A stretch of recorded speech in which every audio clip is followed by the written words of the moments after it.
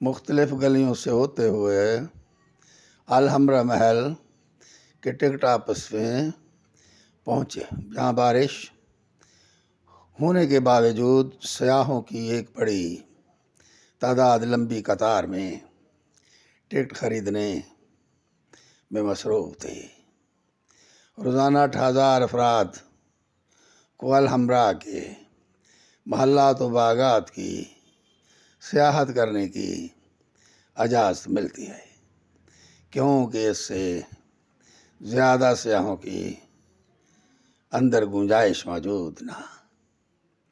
روزانہ کے حساب سے تقریباً 6,000 سیاح الحمرا کے ان خوبصورت محلات کا وزٹ کرتے ہیں۔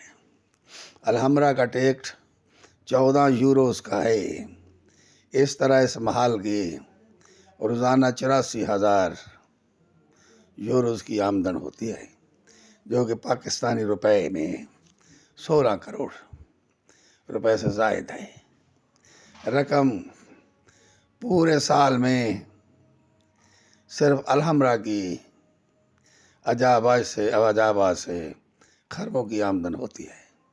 ایسے میں یہ بات کرنا مناسب ہوگا کہ اندلس اور گرناطہ میں مسلمانوں کی حکمرانی ختم ہونے کے 650 سال گزرنے کے باوجود ان کی چھوڑی ہوئی یادگاروں سے آج بھی روزانہ کی بنیاد پر اسپین کروڑوں یوروز کماتا ہے۔